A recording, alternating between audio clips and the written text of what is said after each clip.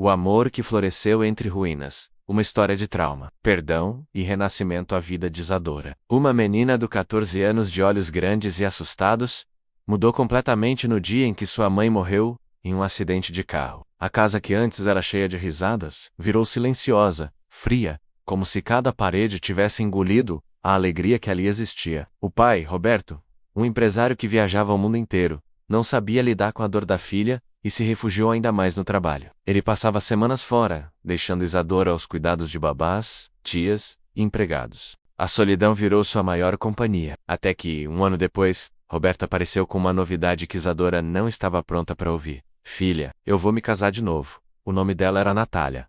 Uma mulher linda, elegante, mas com olhos frios que atravessavam Isadora como lâminas. Natália tinha um filho, Heitor, um garoto de 16 anos educado e inteligente. No primeiro dia na nova casa, enquanto Roberto desfazia malas, Natália se aproximou de Isadora com um sorriso congelado.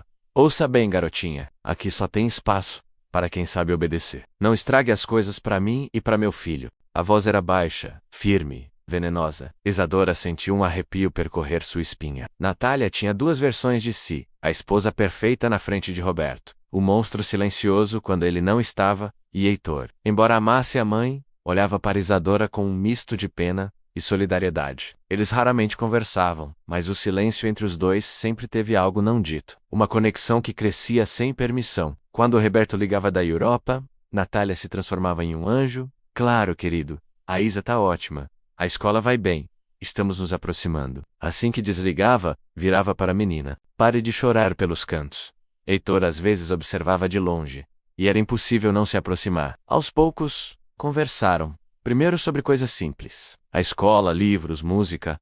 Heiter era gentle e Isadora era sensível. E os dois eram solitários. O jardim, antes refúgio da menina, virou o cenário onde dois corações inseguros começaram a se encontrar. Eles riam juntos, trocavam segredos, se apoiavam em silêncio, até que um dia, depois de uma discussão violenta entre Isadora e a madrasta, Heitor a encontrou tremendo atrás das cortinas da sala de música. Ele estendeu a mão, e naquele toque, tudo mudou. Isadora sentiu pela primeira vez que não estava sozinha. Heitor percebeu que não era só pena a menos, era algo muito mais profundo, intenso, impossível, mas eles tinham que esconder tudo. Se Natália descobrisse, seria o fim. Roberto, como sempre, viajava muito a trabalho. A ausência dele era uma brecha enorme para Natália agir como quisesse. E ela fazia. Proibia a Isadora de comer certos alimentos. Enquanto isso, tratava Heitor como príncipe Heitor. Morria de vergonha disso, mas também morria de medo de confrontar a mãe. Num fim de tarde chuvoso, um acidente mudou tudo.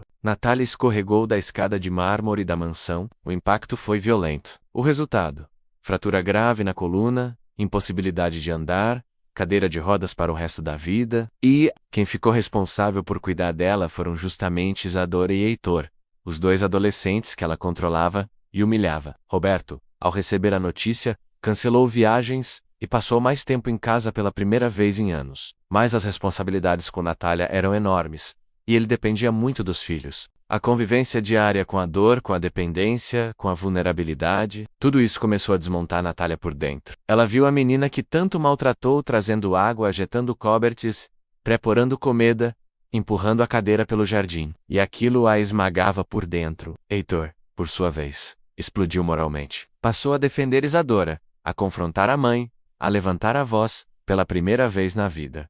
Isadora continuou gentil. Não por medo, mas porque o coração dela era muito maior do que tudo que tinha vivido. Com o tempo, Natália começou a perceber o que havia se tornado. Mas o medo maior dela era perder o filho. Um dia, chorando, ela chamou Isadora para conversar. A menina gelou por dentro. Achou que seria mais uma humilhação. Mas não, Natália pediu desculpas. Desculpas sinceras, duras, engasgadas. Disse que não sabia amar, que tinha medo, que carregava sombras desde a própria infância. Isadora chorou também. Não de raiva, mas do alívio. Enquanto isso, Heitor e Isadora continuavam apaixonados, agora com mais liberdade e menos medo. Eles se tornaram o porto seguro um do outro.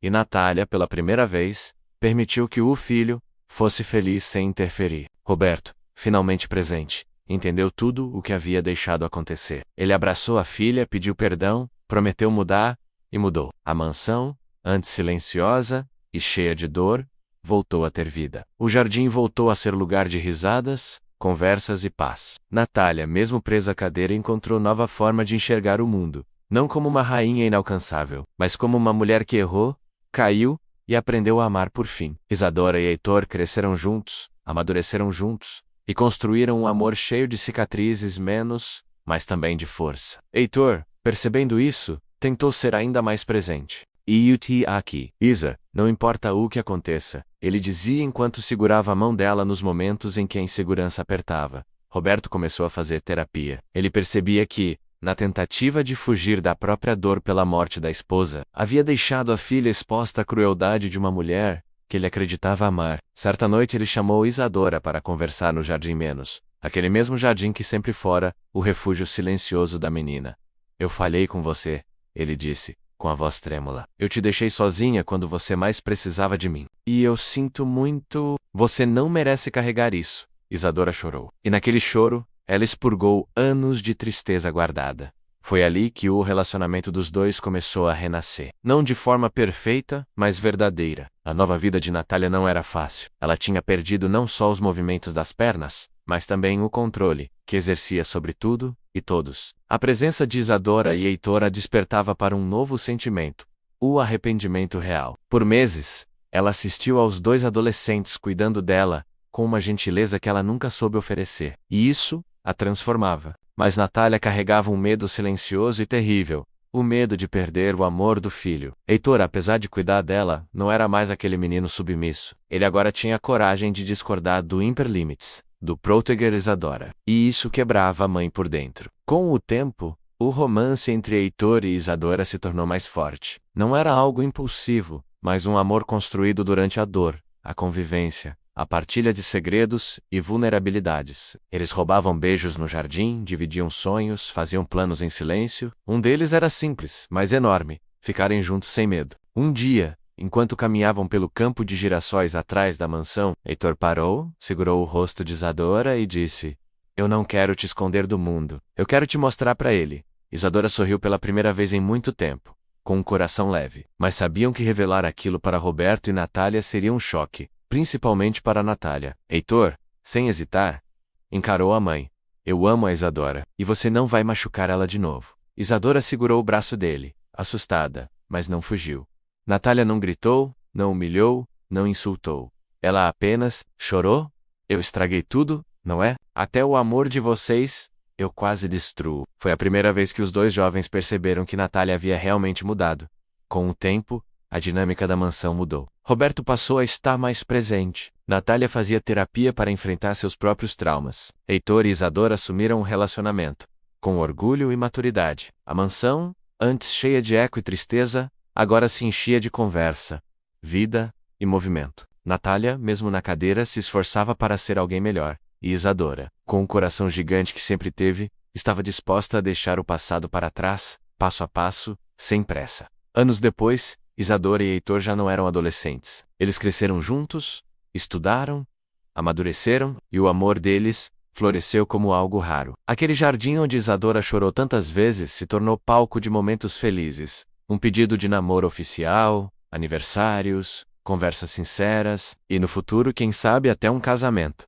A dor nunca foi esquecida, mas foi transformada. E Natália, com todas as suas marcas, aprendeu a amar de verdade, não com controle, mas com entrega. Isadora enfim encontrou o que sempre procurou: pertencimento, família, amor e paz. Os anos passaram, mas a cadeira de rodas não foi a pior mudança de Natália. A pior foi ter que olhar no espelho e encarar a mulher que ela havia sido. Ela fazia fisioterapia 3 vezes por semana, mas a recuperação era lenta, e enquanto os músculos tentavam ganhar força, era na mente que a luta era maior. Às vezes, Natália despertava no meio da noite, chorando baixinho, lembrando dos dias em que humilhava Isadora. Como eu pude, ela sussurrava para si mesma. Heitor escutava muitas dessas madrugadas. Mesmo magoado com o passado, ele nunca virou as costas para a mãe. Um dia, enquanto ajeitava o cobertor dela, Natália disse: "Eu não mereço que você cuide de mim, mas eu cuido porque eu quero, mãe", respondeu Heitor, com firmeza e carinho. "Eu só quero que você continue tentando ser melhor."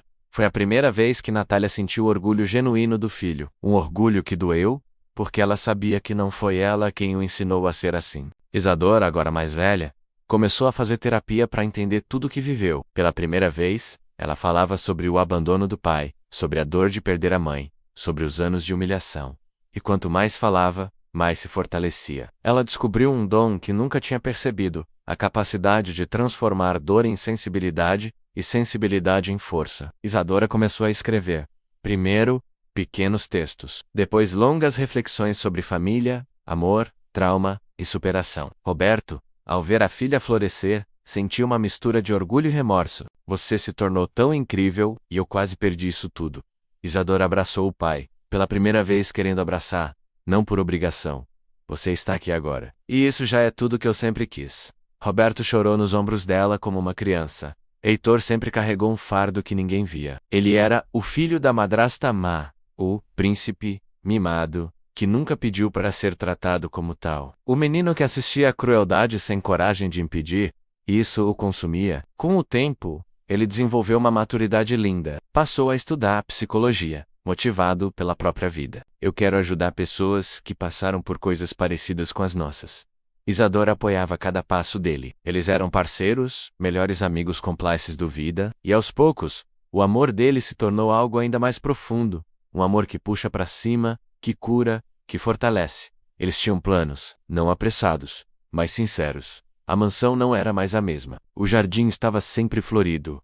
A sala não era mais silenciosa. A casa tinha música, risadas, conversas longas à noite. Um dia, enquanto observava os dois jovens rindo juntos na varanda, Natália sorriu. Eles ficaram mais fortes por causa do que eu fiz. Ou apesar do que eu fiz. A pergunta ficou ecoando dentro dela, mas de alguma forma, ela sabia a resposta. Eles ficaram fortes apesar dela. E agora, ela queria ser parte dessa força, não o motivo da dor. Numa manhã ensolarada, Natália teve um pequeno avanço. Ela conseguiu mexer um pouco as pernas durante a fisioterapia. Foi mínimo, quase imperceptível, mas para ela, era gigantesco. Heitor e Isadora comemoraram como se fosse um milagre. Natália, emocionada, tocou as próprias coxas e murmurou: eu vou andar de novo. E mesmo que não ande, você ainda tem a gente.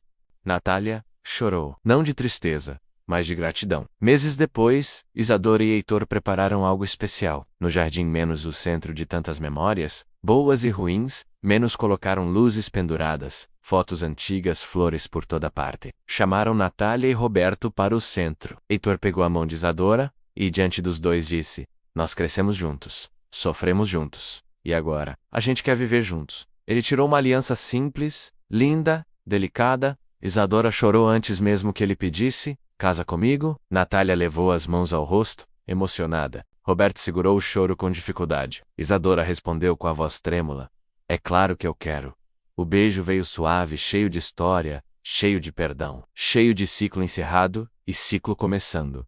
O futuro dessa família não era perfeito. Nunca seria, mas era real. Era construído com esforço, com afeto, com aprendizado diário. Natália seguiu firme na reabilitação. Roberto se tornou presente e amoroso como nunca tinha sido. Heitor e Isadora construíram uma vida cheia de propósito, longe de repetir os erros que testemunharam. E anos depois, quando Isadora caminhava pelo jardim com o filho no colo, ela percebeu: a dor que a marcou não foi o fim, foi só o começo de quem ela precisava se tornar. E naquele mesmo jardim, onde a menina chorava escondida, agora ecoava o riso de uma nova geração, menos curada, inteira, livre. Os anos passaram, e apesar de todo esforço, Natália descobriu um câncer terminal. Os médicos foram claros: ela precisa de repouso total, e talvez não haja muito tempo. Heitor segurou essa notícia como quem segura uma faca pelo fio. Um dia, olhando para Isadora, Natália disse, com a voz fraca: você tinha todo motivo para me odiar, mas escolheu me perdoar. Eu nunca vou esquecer isso. Isadora segurou a mão dela. A vida me machucou, Natália, mas também me deu força. E você aprendeu a amar. Mesmo que tarde, Natália sorriu, um sorriso cheio de arrependimento, mas também de paz. Foi seu último sorriso. Naquela noite, ela partiu enquanto dormia. O funeral foi simples, íntimo, carregado de sentimentos misturados. Heitor chorou, como quem libera anos de dores presas. Isadora o abraçou como uma âncora. Roberto, mesmo com tudo que aconteceu, ficou ao lado do filho de criação. Afinal, todos ali tinham sido moldados pela mesma tempestade. Isadora sentiu algo estranho na alma alívio, não exatamente uma tristeza, mas a sensação de que um ciclo finalmente tinha sido encerrado. Ela sabia que Natália não tinha sido apenas vilã. Ela tinha sido humana, quebrada, perdida, e no fim, encontrou alguma redenção. Meses após a morte de Natália, Roberto percebeu que precisava seguir, não por egoísmo, mas porque Isadora já era adulta, independente e feliz menos. E ele queria recomeçar também. E foi assim que ele conheceu Clara, uma mulher doce, tranquila, com sorriso calmo e alma leve. Completamente diferente de Natália. Clara não estava ali para ocupar lugar de ninguém. Mas com o tempo, ela trouxe algo que faltava naquela casa: serenidade. Ela conversava com Isadora como mãe, conversa com filha, sem pressão, sem superioridade, sem competição. Heitor, ao vê-la pela primeira vez, disse em tom brincalhão: finalmente alguém que parece normal, né? Clara riu. E naquele riso, Isadora percebeu que a casa estava sendo curada. Roberto e Clara se casaram. Isadora, emocionada, pensou: agora sim meu pai encontrou alguém que sabe amar. Alguns meses depois, chegou o grande dia. No mesmo jardim que testemunhou tanta dor, tanta lágrima, tanto silêncio, agora floresciam arcos de rosas brancas e luzes douradas. Isadora caminhou até Heitor com um vestido leve, sem exageros menos a cara dela. Heitor a olhava como quem viu o amor da vida, da alma, do destino. Quando se deram as mãos, parecia que o mundo inteiro ficou quieto. Você foi minha cura, ele disse. E você foi minha casa, ela respondeu. Roberto corava. Claret. O jardim inteiro parecia respirar esperança. Eles se casaram ali, naquele pedaço de terra que guardava todas as memórias, e que agora guardaria as novas também. O tempo passou. Isadora e Heitor construíram uma vida linda, baseada no respeito, no apoio mútuo, e na certeza de que o amor deles não nasceu de conforto, menos nasceu de resistência. E o destino foi generoso com eles. Tiveram 2 filhos. A primeira, Aurora, de olhos claros como amanhecer. O segundo, Benício, curioso, sorridente, cheio de energia. O jardim virou o parque particular deles. Era ali que a Aurora corria entre as flores, e Benício tentava alcançar borboletas com as mãos pequenas. Um dia Isadora sentou no banco onde tantas vezes chorou na infância, e observou os filhos brincando. Heitor chegou por trás, abraçou a esposa e sussurrou: somos uma família bonita, né? Isadora sorriu com lágrimas nos olhos. Somos, e por muito pouco não fomos destruídos, mas não fomos, Heitor completou, porque escolhemos ser melhores que o que vivemos. E naquele momento, Isadora percebeu: a história dela não era sobre dor, era sobre renascer, sobre transformar o que foi quebrado em algo inteiro, sobre transformar trauma em força, soube transformar um jardim de lágrimas em um jardim cheio de vida.